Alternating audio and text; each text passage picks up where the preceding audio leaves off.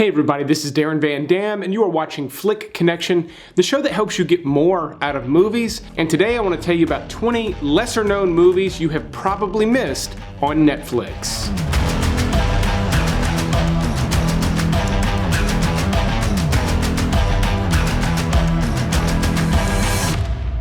So we're going to talk about 20 movies in a ranked order, spending about a minute per movie so that I can tell you what it's about, why it might be worth watching, so you can then figure out which of these 20 movies are going to be a good fit for you. So let's go ahead and start this list all the way at the back at number 20, and even though this one is all the way at the back, it's also the most twisted movie on this list. It's called One Bedroom, or 1BR if you're going to put it into the search on Netflix. This is a somewhat recently released movie about a young girl who moves out to California, moves into an apartment complex, and something is up with virtually everyone living in this apartment complex. She starts to notice some very weird behavior, and things get more and more intense. By the time you get to the middle of this movie, it turns into a pretty intense ride, especially for a very low budget, small movie. This is done on a very small scale, small cast. Essentially, an apartment complex is the set, but it's very effective, it's very chilling, and very twisted if that's your type of movie. This is a good one. Just be aware that it is a lower budget effort, but still very effective considering they didn't have too much to work with. Now, a Netflix original action movie that I don't think got enough credit when it was released last year was Extraction. This got released right sort of at the early stages of the pandemic, and there just wasn't buzz about it. Everybody was focusing on other things, but Chris Hemsworth does a great job in this movie. There are a lot of flaws that I found with this movie, but they're made up for by a lot of really interesting segments, including an action sequence that appears to have been done in one take. It isn't, but it's a series of very, very long takes strung together, which is difficult to do when shooting action. There's a lot going on. A lot of people have to be in the right place at the right time, doing the right things with special effects that are on camera, gunfire, car chases, all sorts of crazy stuff. When it's strung together and looks like it's done in one take, it puts you in the action. And I was surprised that Extraction went there for sort of what I guess you could call as a made-for-TV movie. It had some really fantastic elements to it. It's also a bloody, brutal action movie. I felt like there was a little bit too much chatter going on in the first half of the movie. It was pretty slow considering how fast-paced a lot of the other elements were. It's a little off balance, but for a Netflix original action flick, it's surprisingly good. At number 18, the newest movie on this list was actually just released a few days ago at the time of me recording this. It is from Spain. It is called Sky High. Now, this is dubbed in English if you don't like reading subtitles, and the dubbing is quite good, which is often the case with foreign films on Netflix, especially the ones from Spain in my experience. But Sky High is an epic sort of gangster flick. It's billed a little bit as a heist movie, and while there are multiple very realistic heists in this movie, it's more of a crime epic about a young guy who gets involved with crime at a young age and really tries to, I don't want to say build an empire, that's not quite right. Luis Tosar is an actor that I've loved for a while. Everything he's in is really cool. There's another movie in this list where he has a much meatier role. He's kind of passive in Sky High, but it's still cool that he's in here because I have loved him in so many other Spanish gangster flicks. But if you like those types of movies, Sky High is a good one. The only real flaw with it is that the main character is basically, for lack of a better word, just a total piece of shit, and I really did not care what happened to him. That's a flaw with storytelling. That aside though, I really liked everything else in this movie. I felt like it was really raw and had this kinetic energy. It's a cool flick. It just has that one major flaw, which is why it's so far back on this list. Now, a family-friendly flick from the 90s is Nickelodeon's Good Burger. Yeah, I'm talking about Good Burger in this video because I do think it is a quality movie. And no pun intended, it's got a good flavor to it. And what I mean by that is it's got this interesting vibe that feels a little bit vintage. It felt that way when it came out. I remember watching the sketches of Good Burger when I was a kid. It's stupid humor, but I thought it was hilarious.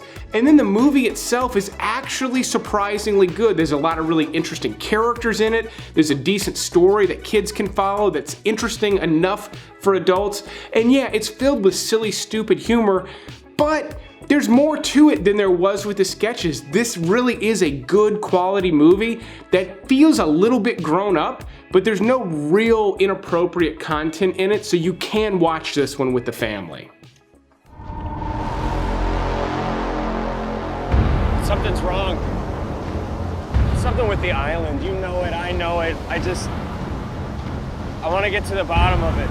Now, another recently released movie, and possibly the weirdest movie on this list, is The Block Island Sound. This one's got some Lovecraft elements, sort of brewing under the surface, feels a little bit like Stephen King at times, a lot of mystery, maybe something supernatural, maybe not. The movie's gonna sort of pull you back and forth, and it works. I felt like some of the performances were a little bit weak, even from some actors that I've seen in other things that I thought did a good job in other things.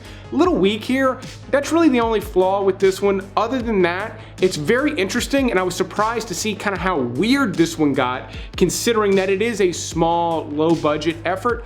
They really went for it, and I give them high points for that. It's cool, it's creepy, it kind of gets under your skin, and it's really effective in that realm. I'm not gonna go into plot details because it will spoil it, but if you're interested in the way I'm talking about this one at all, it's a cool watch. Just keep in mind, it doesn't quite feel 100% finished. This is the type of thing that you might catch at a film festival, which in my opinion is still kind of cool. Now, maybe you saw The Block Island Sound or you watched it after this review. If you liked it, I think you'll like Sweetheart even better. And this is one I've talked about before. This is gonna appeal to fans of the Twilight Zone, things like that. This is also written and directed by J.D. Dillard, who is a director I'm keeping an eye on. He's currently working on a big budget World War II thing that looks really cool. And before Sweetheart, he did a movie called Slight, which you can catch on HBO. I have talked about that on recent HBO lists here on the channel. I've got my eye on him. This is a small movie, but he's doing bigger and bigger things, and I think he's gonna be a director to watch. Sweetheart, considering that it is a small movie with almost one character, it's incredibly interesting, really well done. Even if it is a little slow-paced because of the type of story that it is, it still works, and I think sci-fi fans are really gonna dig this one if they give it some time.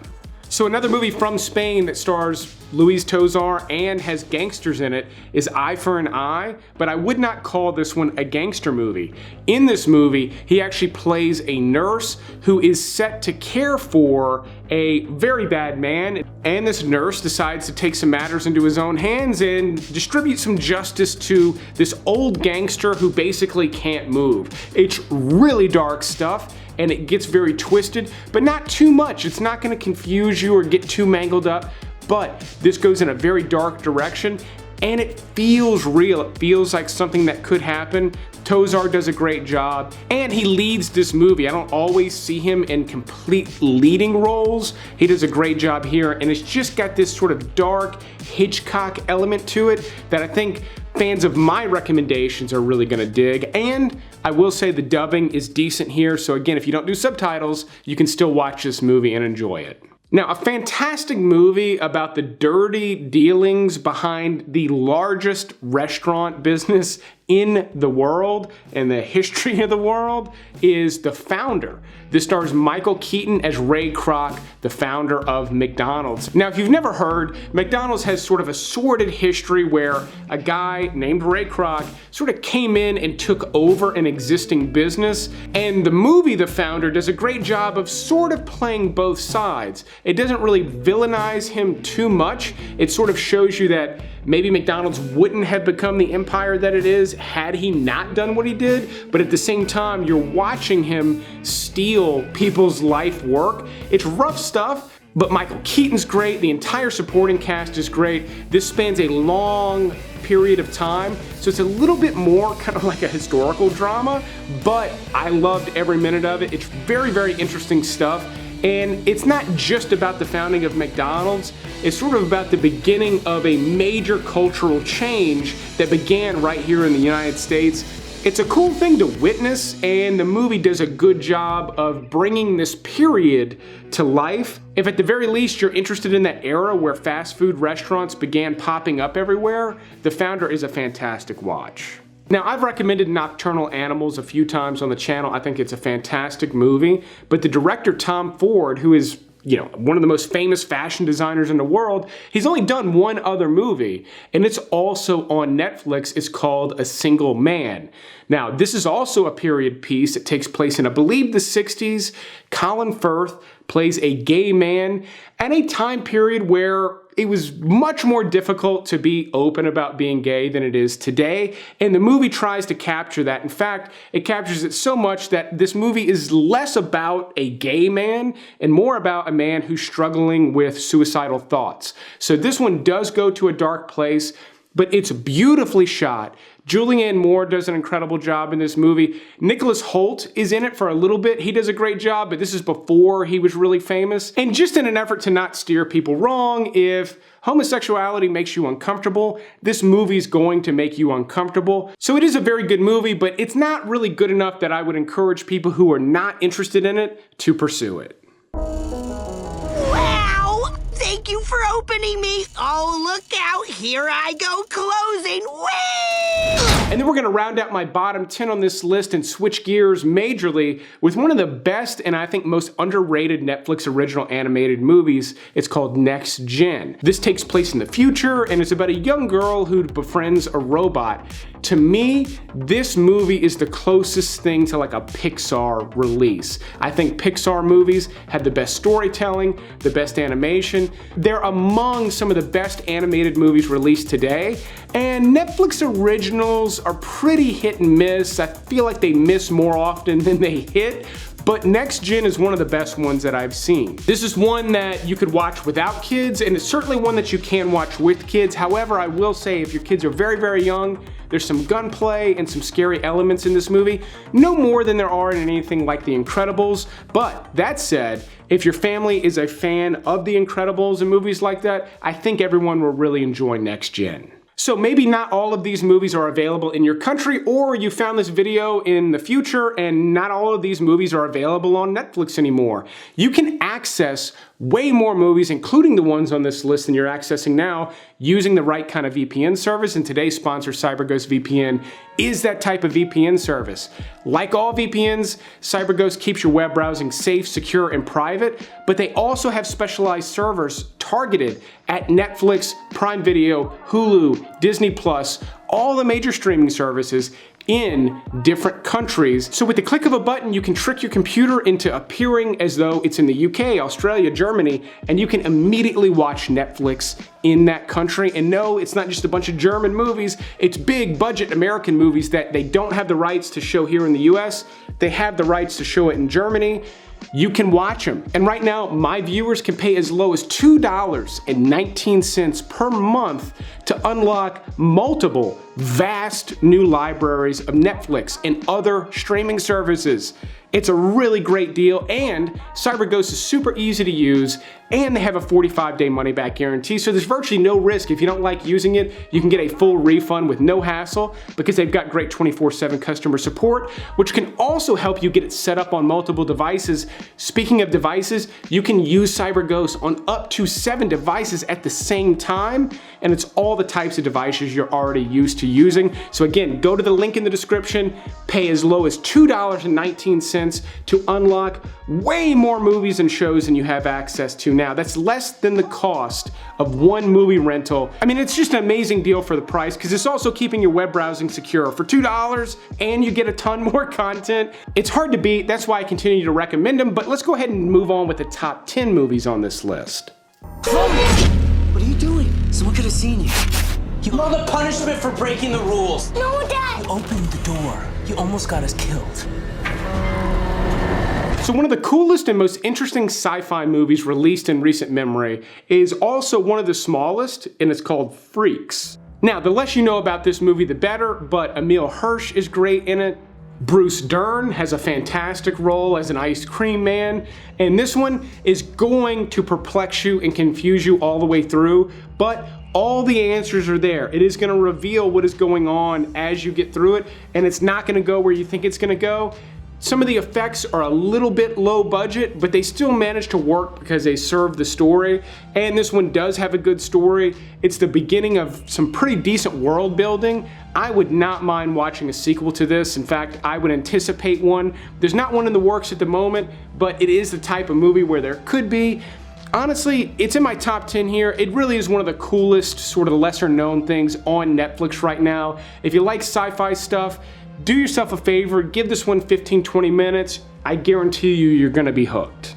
Now for something completely different, Philomena is a really deep personal drama starring Steve Coogan and Judi Dench. Now this is based on a true story, and in this movie, Judi Dench plays a woman who is searching for her long lost child. It's very upsetting at times, but also very touching as her and Steve Coogan's character develop this relationship. I know it sounds like watching paint dry, but these two actors really bring this movie to life. Obviously Judi Dench is always great, and I'm a big fan of Steve Coogan. I always like him, but he's always doing really silly stuff in his movies, except here. He's playing a very straightforward character, and he kills it. He brings enough life to it without overdoing it, and it's just a very, very good movie with a very compelling plot about this woman trying to find out what happened to her child. This one was also nominated for a bunch of awards, but time has kind of forgotten it, and if you like those types of movies, as far as things on Netflix right now, real good personal dramas, they don't get much better than this. Now, if you're not interested in Philomena,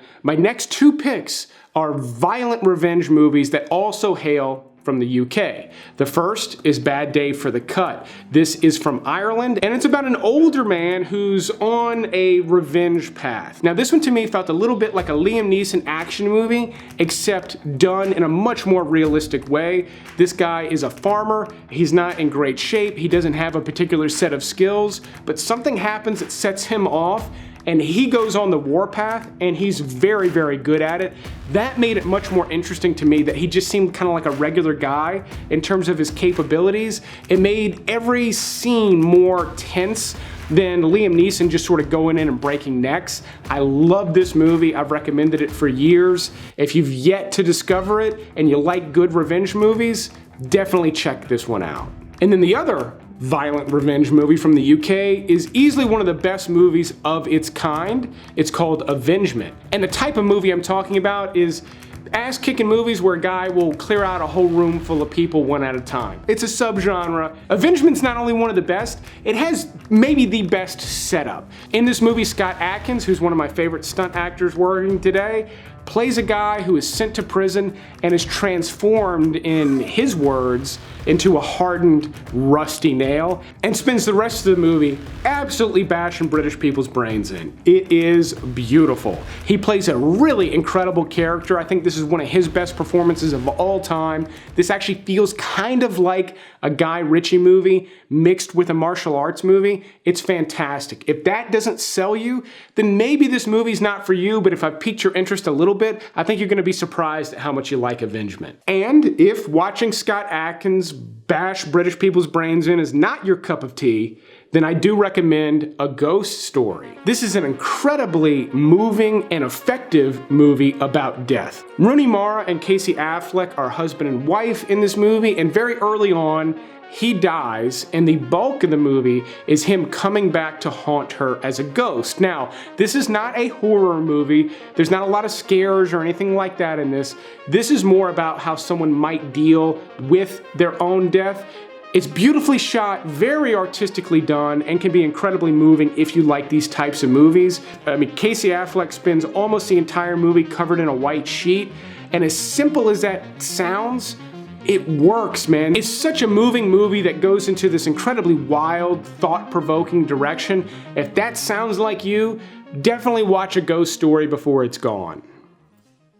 Switching gears again, one of the best action sci-fi movies to have been released during the pandemic was actually a Netflix original from South Korea. It's called Space Sweepers, and this is one of the most fun times I had this last year watching a Netflix original movie. This is on par with movies like Guardians of the Galaxy. In fact, I did a review of this right when it was released, and I said it was better than any of the new Star Wars movies because it is fun, it's engaging, Yeah, it's a simple story, but that's what you expect with these types of things, and it still manages to deliver a better experience than I think the new Star Wars movies did. In fact, a better experience than a lot of movies in this genre have done recently. They've all just been playing it too safe. They're bringing back characters from the dead left and right, and it's just boring the shit out of me. And Space Sweepers was the opposite. It didn't bore me. It kept me engaged. I thought it was exciting. It was fresh. It was new. If that sounds like you, this is a fun movie. I'd say it's one you could watch with the family because it looks like it, but they drop F-bombs and there's a couple of suggestive themes. So you could watch this one with teenagers, but as family friendly as it appears to be, it really isn't. That element was almost odd to me because I feel like it could have easily been with just a few edits. That said, I still highly recommend this one. A really great Tom Hardy flick that I feel like time has forgotten is Lawless. Now, not only is Tom Hardy great here, but you've also got Jessica Chastain, Guy Pearce, Shia LaBeouf, fantastic performances from everybody, and I happen to love the era. This is done during Prohibition. It's about some moonshiners. Guy Pearce plays this lawman that is incredibly creepy. He's one of the best chameleon actors working today and has been for decades. This isn't necessarily my favorite performance of his, but I always love seeing him do different things. He's great. Tom Hardy, he's kind of doing his thing where it's hard to hear what he's saying most of the movie. Shia LaBeouf is particularly good in this movie. And this is directed by John Hillcoat, who's among my favorite directors. He did one of the better westerns released this century. It's called The Proposition. It's not quite as raw and gritty as some of his other movies, which I think is a flaw. I wish it had been. But on the other side of that coin, it's a little more accessible as a result. So just a good, well-rounded movie that I think a lot of people missed and shouldn't. I don't think it's going to be on Netflix too much longer, so definitely try to catch it before it's gone. Now, I like digitally animated movies as much as anybody, but I've got a soft spot for hand-drawn animation and stop-motion animation. And one of my favorite stop-motion animated movies, again, from this century, is Paranorman. The hand-animated quality adds this human touch and this warmth that you don't get from digitally animated things. And Paranorman has an incredible look to it, and it's about a kid who loves monster movies, which I was a kid who loved monster movies, so this one really strikes a bunch of chords for me just the right way. I love it. I've watched it with my 5-year-old. He loves it. Yes, there are some zombie elements that can be a little bit frightening, but they're really softened down by some story elements that make them not quite too scary. I like that. I love the character designs. They're over the top and wonky and misshapen, but it's so cool looking. There's some irreverent humor in here as well, which is always appreciated by kids. And it's just a fun, good sort of Halloween type watch. I know we're about as far away from Halloween as you can get, but if you want to watch kind of a scary monster movie type thing with the family, you're gonna have a hard time beating Paranorman on Netflix right now. Now, another Tom Hardy gangster flick that is based on real-life gangsters from England is Legend. In this movie, Tom Hardy plays both of the Cray brothers, and there are two reasons to watch this movie. One of them is that it's just a cool period piece gangster flick. It's a little less raw and gritty than a lot of gangster movies. In fact, it's kind of colorful and bright, which I liked, I appreciated. It's got some fantastic gangster style scenes in it that are really well done. So it's just a good, well-rounded gangster movie. The other reason to watch is to see Tom Hardy play these two very different characters. While I think maybe he has some better performances in his catalog, this is one of the most interesting because of the duality of it. He does a great job bringing both of these characters to life, and I feel like he's bringing more life to both of these characters than he often will bring to any one character that he plays. He often plays these very subdued, quiet, mumbly characters, and both of these characters are kind of wild and out there for Tom Hardy. So this is just required viewing if you're a fan of his, but also if you just love British gangster movies, this one's cool. It feels a little different than a lot of other ones, and I appreciated that, even if it's not quite my favorite take on the genre. Now, my number one pick is packed with so many surprises, it's almost too much. almost. This one is also from Spain, but there is not an English dubbed version, so you will have to read subtitles. But this is the perfect example of why you should watch movies with subtitles, because this is a great movie, again, with tons of surprises and intrigue. It's beautifully shot, the characters are well developed. This feels like the type of movie Alfred Hitchcock would make if he were still making movies today, which would be super weird because he would be well over 100 years old. But it's that type of movie. If you like those types of things, you should definitely give this one a shot. The only real flaw here is that people who don't watch subtitled movies are not gonna wanna watch it. It also is fairly wordy. There's a lot of dialogue, especially as you get towards the end of the movie where they start revealing what's actually going on. That makes it hard to follow, but the juice is worth the squeeze on this one. It's a little bit of work to watch this one. It's well worth it. Like, it's number one for a reason. It's the best movie on this list. It's easily among the best lesser known movies on Netflix right now. Cannot recommend it enough, especially if you typically like my recommendations. If you've never watched something with subtitles or you don't like doing it and you want to dabble with it, try The Invisible Guest, give it 30 minutes to hook you in. I don't think you're going to be disappointed whatsoever, but that's the list. Let me know what you look forward to watching most in the comments below. Also, help me thank the Patreon supporters. If you're interested in becoming a Patreon supporter, there's a link in the description below. You can go check out what the benefits are. If you're interested in becoming a channel member, you can click the join button below this video, or there's a link in the description. There, you will get access to exclusive videos that I post every single week so that you never run out of good movies to watch. But I will keep making these reviews as long as you keep watching them. Thanks for watching this Hidden Gems list, and you will see me on the next one.